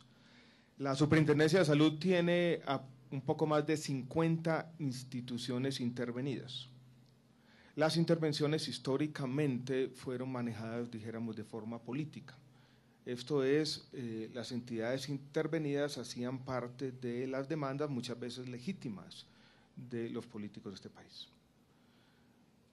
A la conclusión, o a la decisión más bien que llegamos con el señor presidente, es que las intervenciones de la superintendencia van a quedar por fuera completamente de las decisiones políticas. Y poníamos un ejemplo, nadie sabe cuál es la afiliación política, por ejemplo, del interventor que nombró la superintendencia financiera en Interbolsa. Lo mismo tiene que pasar en la superintendencia de salud, que nadie sepa y que no importe cuáles sean las afiliaciones políticas de los interventores, minimizar las intervenciones y ojalá utilizar firmas especializadas para hacer esta labor. Pero la respuesta clara es voluntad y un compromiso personal y un compromiso del ministerio para el fin de la politización. Preguntan también a través de Twitter, señor ministro, ¿cuándo se va a acabar la integración vertical de las EPS y qué va a pasar con ellas, con estas entidades precisamente? Esta es una pregunta más específica que hace referencia a un aspecto regulatorio que estaremos tocando en la reforma a la Ley 100 del año 93. Yo voy a hacer referencia a algunos de los elementos principales de esta reforma. Ese es un aspecto importante, un aspecto donde hay diferencia de opinión, que ha sido debatido de manera ingente en el país. Entonces guardo la respuesta, Ricardo y ciudadanos, para más adelante, pero quisiera llamarles la atención sobre lo siguiente, más que sobre los temas específicos de la reforma, y ya tendremos la oportunidad de hacer un escenario como este para debatir esos temas, quisiera que las preguntas estén orientadas a otro tipo de aspectos. Este no es el escenario para discutir todavía asuntos específicos de la reforma estructural del sistema, ya habrá escenarios para hacer eso. Ok, ministro, están preguntando acá también a propósito de la ley antitrámites, un ciudadano acá presente en este auditorio en relación con cómo se van a acabar las filas para pedir citas médicas y para reglamentar la entrega de medicamentos. Es un punto bastante importante. La ley antitrámites tiene unos plazos bastante estrictos al respecto. Nosotros hemos hecho seguimiento, incluso hicimos uno mediante encuestas que muestran que se han cumplido en algunos casos, pero no en todos. No sé, Gerardo, si quisiéramos hacer una aclaración adicional de…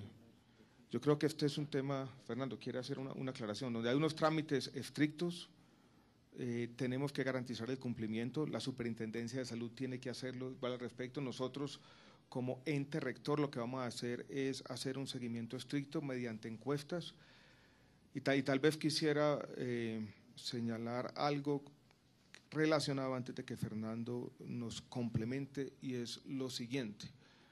Como respuesta a algunos de los autos de la Corte Constitucional y en las conversaciones que tuvimos al final del año pasado, llegamos a un acuerdo interinstitucional con la Defensoría del Pueblo de presentar los rankings de la CPS que van a tener, entre otras cosas, en cuenta los incumplimientos de estos plazos estrictos que impone la ley antitrámites, para que así la ciudadanía tenga acceso a información expedita y transparente sobre las violaciones de algunos de estos plazos legales. Fernando.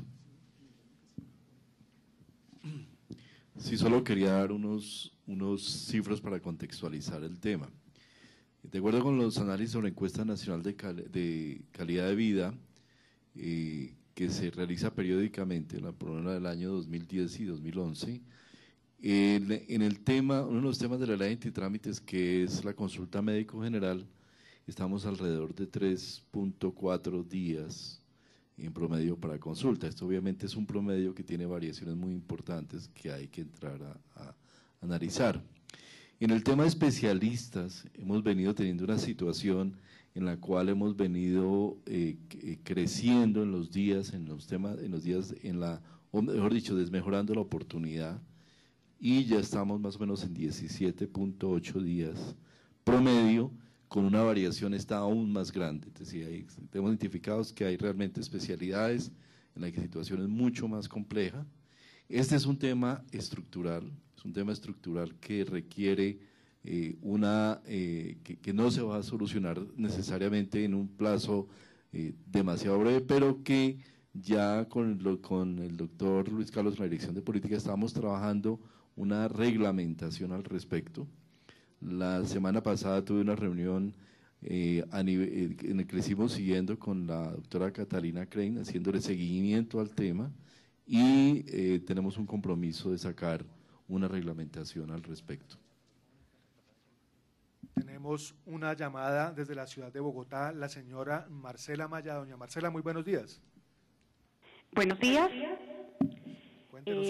Señor ministro, la semana pasada leí una entrevista que le hizo El Tiempo, en la cual me sorprendió mucho que usted manifestó sobre que el régimen subsidiado sería administrado por los entes territoriales. ¿Eso no sería retrocedernos y politizar el tema? ¿Y qué complicaciones tendría para la prestación del servicio? Agradecemos a doña Marcela Maya con esta inquietud que nos ha formulado desde la ciudad de Bogotá. Señor ministro, ¿qué le podemos contestar a doña Marcela Maya? Interesante pregunta. Como ya dije, no quisiera que nos adentráramos en estos temas de la reforma estructural, pero quiero hacer una aclaración y una respuesta.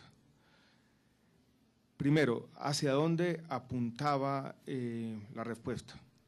Hemos tenido coyunturalmente problemas con la falta de EPS del régimen subsidiado en algunas entidades territoriales. Es el caso de Bogotá, es el caso de Antioquia, podría ser también el caso de Cundinamarca.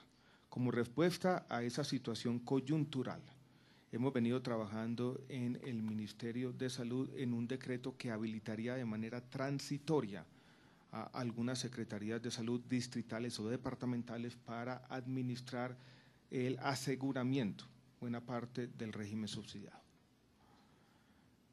Ese era el primer punto.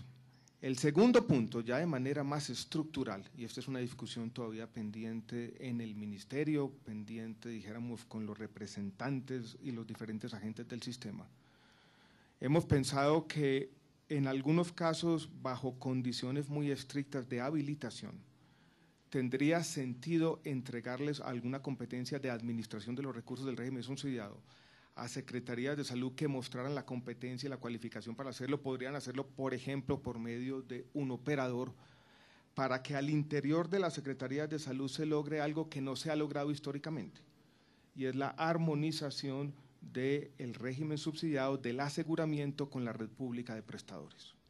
Porque muchas veces lo que ha ocurrido en Colombia es que tenemos una EPS del régimen subsidiado, la EPS no se armoniza con la red pública, contrata con la red privada y hemos terminado en muchos casos pagando dos veces, pagando los subsidios a la demanda del régimen subsidiado y pagando por el sostenimiento de una red pública con poca utilización. Esta es una propuesta que tiene que ver dentro de un capítulo de la reforma estructural que hemos llamado el capítulo de descentralización, donde hemos contemplado al mismo tiempo una reforma, que esa sí tiene que hacerse, de los mecanismos de distribución de la Ley 715 del año 2001, que ya están completamente obsoletos ahora que tenemos cobertura universal e igualación de los planes de beneficios. Como reflexión general, yo quisiera, como en la mente de los ciudadanos, ir a quitar un poco esta especie de identificación, y es, hablamos del papel que tienen que cumplir las regiones, en particular de las secretarías de salud en ciertos departamentos habilitados para ello, que tienen las capacidades institucionales para hacerlo, y esto es entregárselo a los políticos. Yo creo que en Colombia tenemos que asumir un hecho que hace parte de nuestra realidad institucional, es que Colombia se descentralizó. En las conversaciones que teníamos con algunos de los funcionarios del ministerio, nosotros que hemos tenido la oportunidad de hacerle seguimiento, incluso de estar al interior del gobierno en el tema de la descentralización, decía que muchas veces teníamos una posición ambigua ante las entidades territoriales o ante la misma descentralización. Les decíamos a las entidades territoriales, y hablo de manera figurada, compórtese como adultos, pero muchas veces las tratábamos como niños. Entonces, lo que hay detrás de esa propuesta, que es todavía en construcción, es en algunos casos específicos, bien sea por algunas coyunturas particulares o bien sea para lograr algunos de estos elementos importantes de armonización entre el régimen subsidiado y la república hospitalaria, podríamos contemplar la posibilidad de que las entidades territoriales entren a administrar el régimen subsidiado. En los países que existen seguros parecidos, y puedo citar el caso de México, donde existe el seguro popular, la administración se hace por las entidades territoriales. No va a ser en todos los casos, no va a ser de manera irresponsable, no estamos planeando entregarle nada a los políticos, estamos simplemente siendo consistentes con la descentralización, y hemos dicho que si las secretarías de salud demuestran la competencia y las capacidades institucionales, estaríamos dispuestos a estudiar esa posibilidad. Nos formulan una pregunta, ministro, relacionada con la reglamentación de la atención integral a los pacientes con cáncer. ¿Cómo avanza este proceso? Hay una reglamentación adelantada al respecto. No sé, Fernando, usted si quiere nos da los detalles. Sí, creo que tenemos dos ámbitos reglamentarios. Uno es la Ley para la Atención de Cáncer en Adultos, la Ley Sandra Ceballos, y otra ley para la atención en el cáncer en niños. Creo que durante el año pasado se avanzó de manera muy importante en el frente de la inclusión de nuevas tecnologías para la atención de cáncer. Se incluyeron 23 nuevas tecnologías para la atención de cáncer, y adicionalmente se ha trabajado bastante en el tema de pertinencia y oportunidad. Respecto al tema reglamentario, yo creo que el doctor Lenis Urquijo nos puede decir en qué vamos avanzando.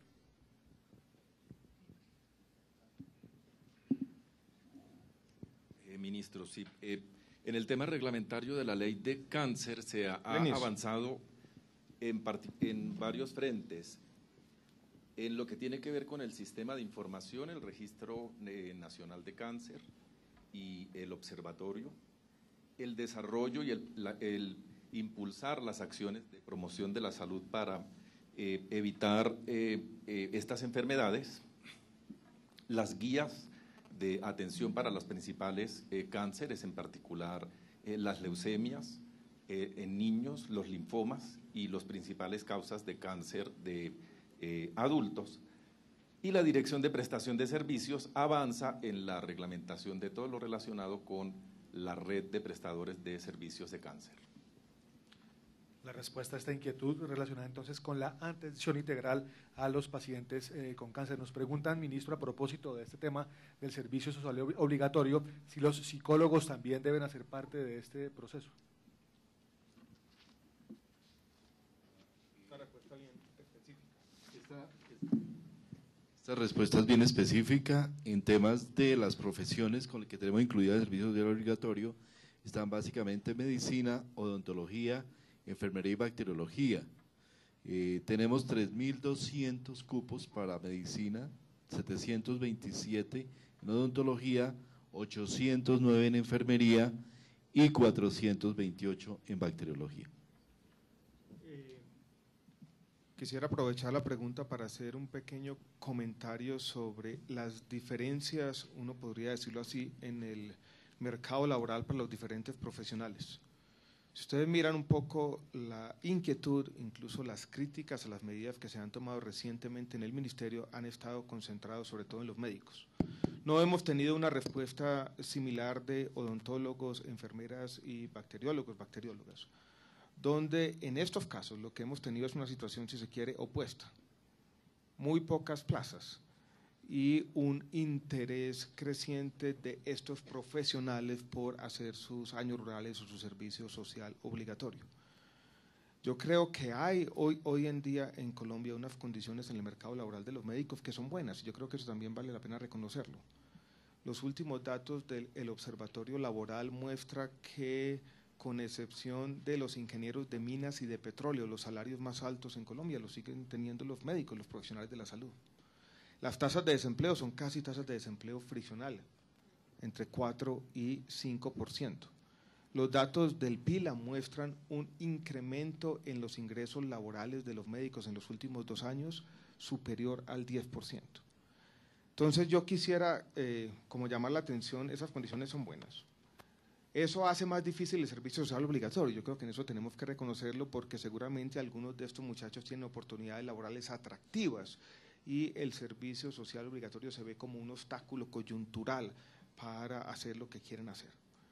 Pero yo creo que eso es importante, Fernando, tener en cuenta que las condiciones laborales de los profesionales de la salud hoy en día son adecuadas, por lo menos desde un punto de vista relativo. De hecho, ministro, las instrucciones para las dientes territoriales y el planteamiento, el lineamiento de aquí en el ministerio es que el pago por el salario que se reconozca por servicio social obligatorio debe ser equivalente al de un profesional de características similares en la región que se le esté pagando y en la institución en la cual se recibe a la persona que aplica el servicio social obligatorio.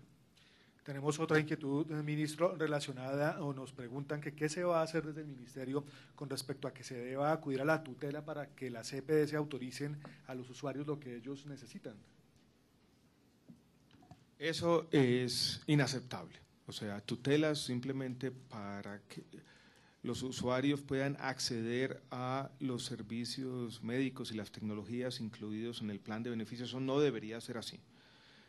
Hemos contemplado lo siguiente, y esto es todavía una idea en construcción. Hacía parte de una ponencia que el gobierno apoyó de ley estatutaria en salud, de incluir un mecanismo administrativo incluso más expedito que la tutela, para que los ciudadanos pudieran acceder, vuelvo y repito, de manera rápida a esos servicios que tienen que ser prestados por las EPS, y que la tutela volviera a ser lo que debería ser, simplemente un instrumento excepcional, no rutinario. Estamos haciendo seguimiento, queremos de pronto ese mecanismo administrativo incluido en esa ponencia de ley estatutaria, traerlo a nuestra reforma estructural, a nuestra reforma a la ley 100 del año 93, es todavía, dijéramos, una idea que estamos contemplando. Pero es importante, ministro, dejar claro que no se va a acabar la tutela. Por supuesto que no se va a acabar la tutela, eso no lo decide el Ministerio de Salud y Protección Social. La tutela, dijéramos, es un patrimonio de los colombianos, y en eso me lo han preguntado muchas veces y vuelvo a dar la misma respuesta con la misma vehemencia. Ni tengo la capacidad, ni tengo la intención, ni la tenemos de acabar con la tutela. Lo que hemos querido hacer cuando empezamos a plantear un proyecto de ley estatutaria es todo lo contrario.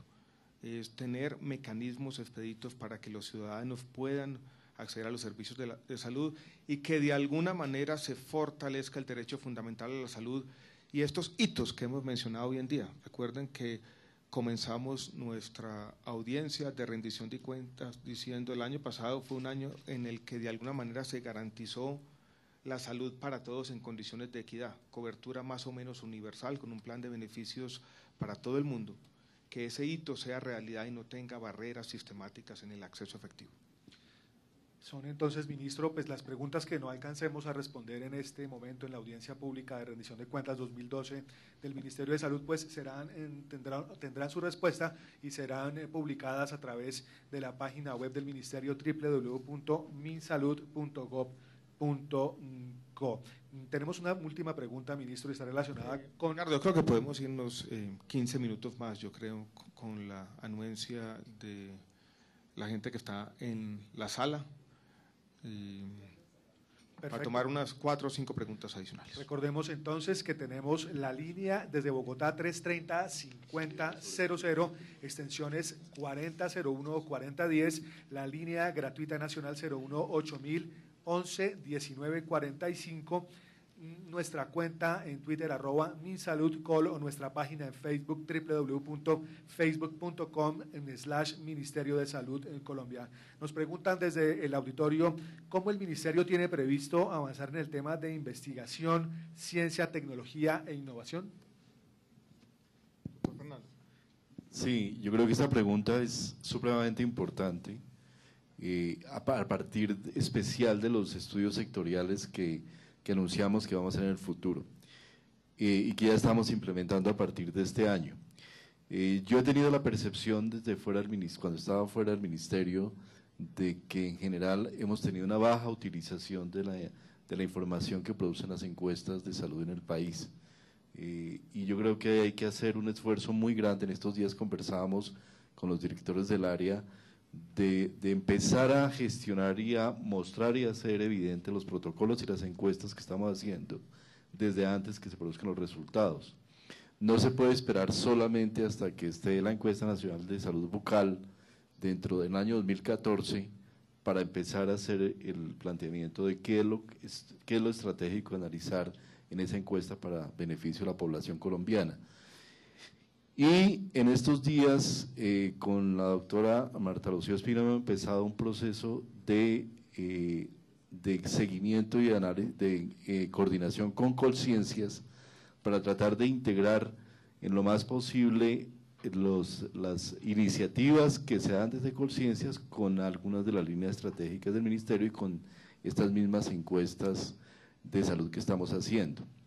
Y por otro lado, creo que en el año pasado se logró generar una mayor visibilización y una mayor posibilidad de utilización del sistema de información del CISPRO.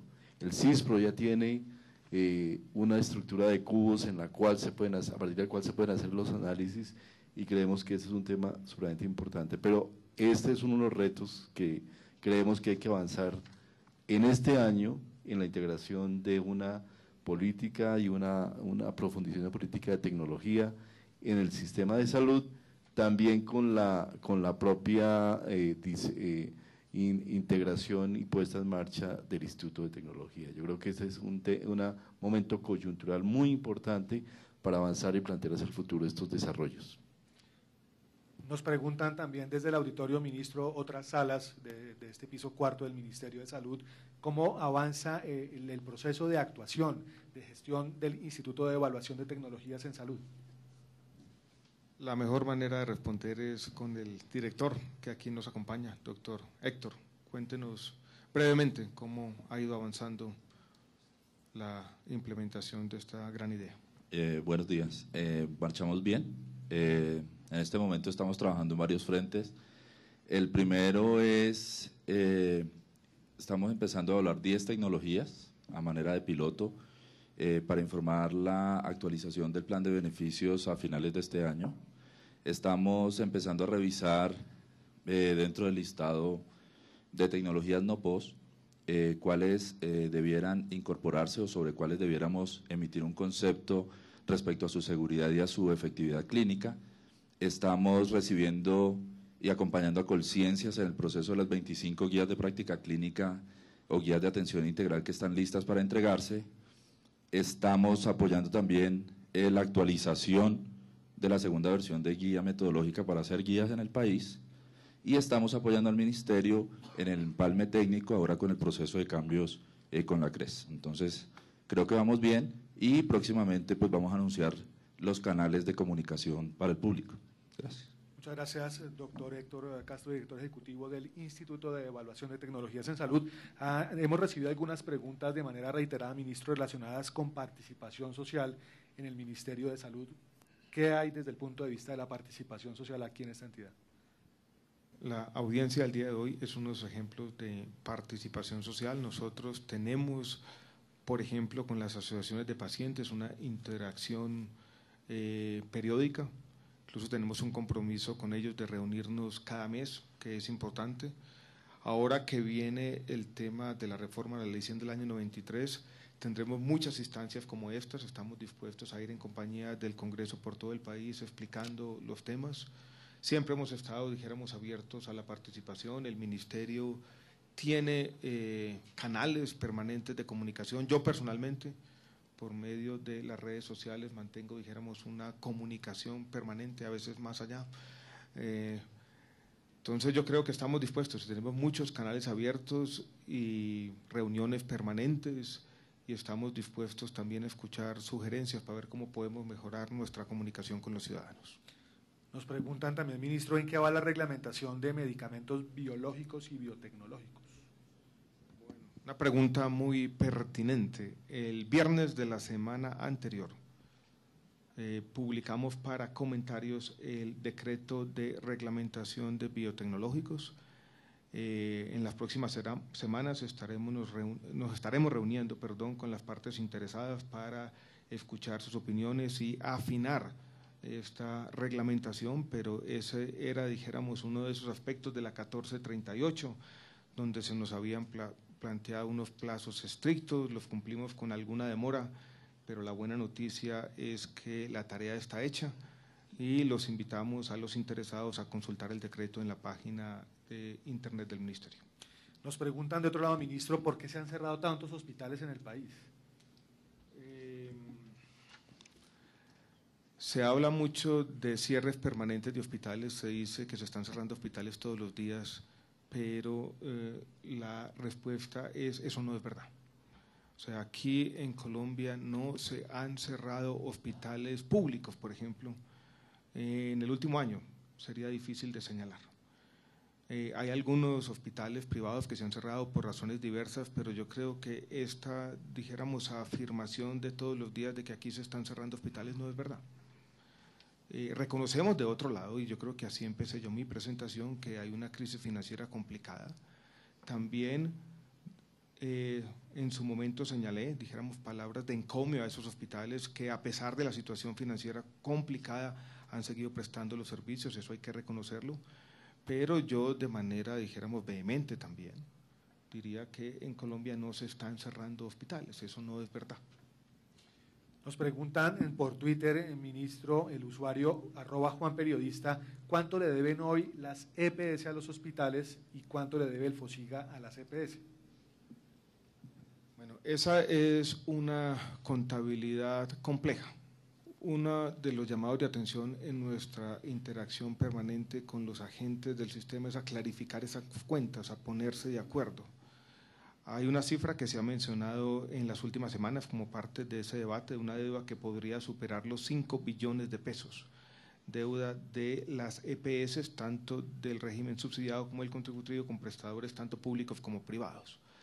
Muchas veces, y eso yo creo que ha sido una experiencia para varios de los agentes del sistema, muchos de ellos aquí presentes, es que cuando se concilian esas cuentas y cuando uno trata de un lado de ponerse de acuerdo y del otro, los valores resultan siendo inferiores. Las deudas, a su vez, del FOSIGA con las EPS del régimen subsidiado, y yo quisiera hacer una pequeña salvedad, si se quiere una nota de pie de página, no llamarlas deudas, porque en el fondo más que deudas yo quisiera llamarlas conciliaciones no resueltas. Es un recobro que se hizo, algún auditor encontró que no debería pagarse por alguna razón justa o injusta, le puso una X, La EPS cree que esa decisión no fue una decisión justa y nos dice, estudien este caso otra vez. Ahí hay, dijéramos, de esas cuentas por cobrar para las EPS que nosotros las consideramos simplemente como asuntos por resolver.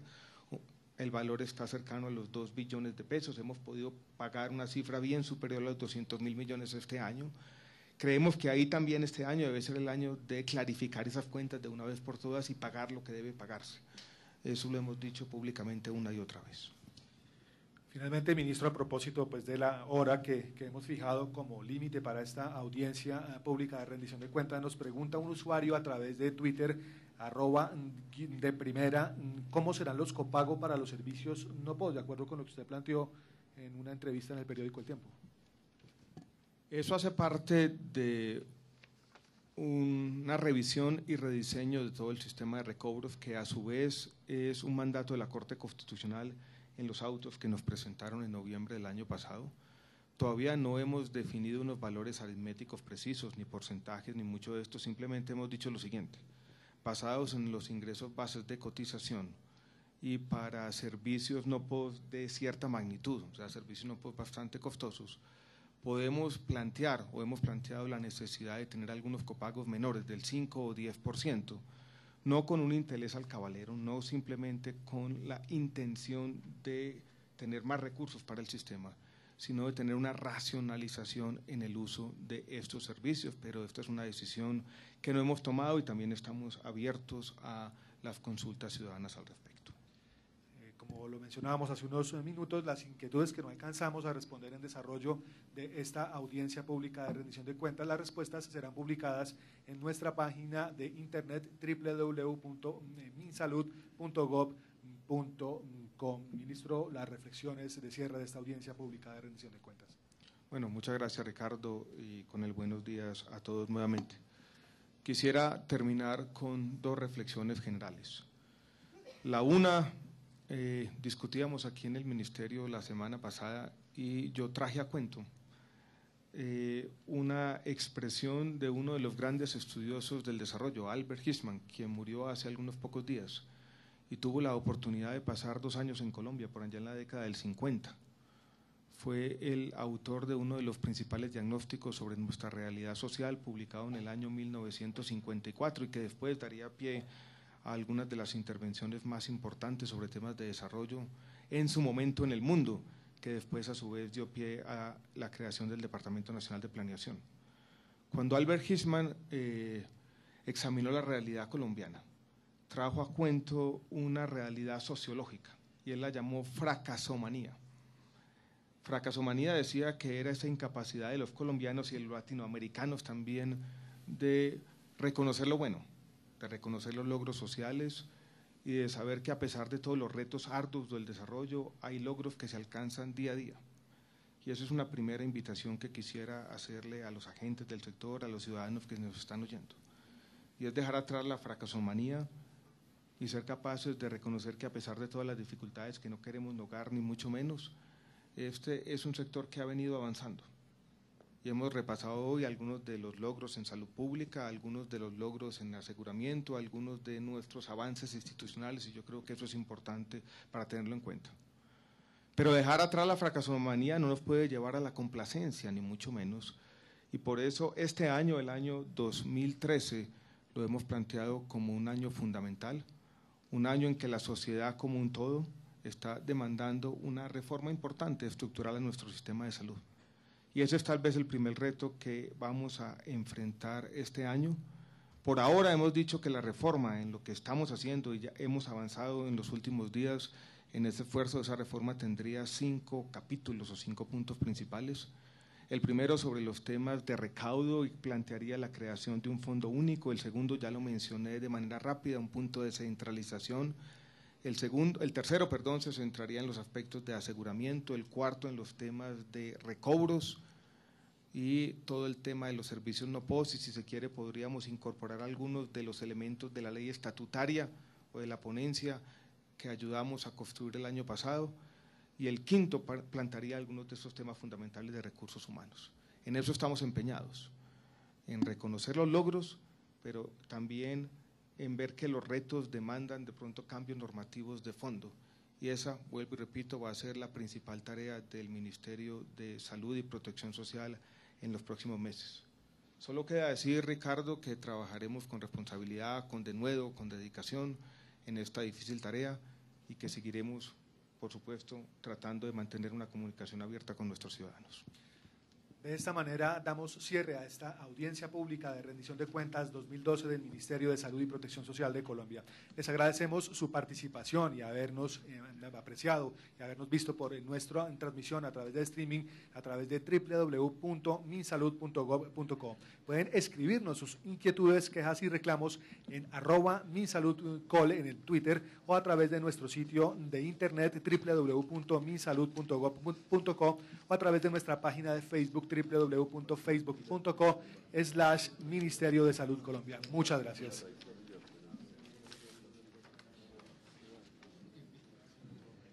Invitamos a las personas que están dentro del salón a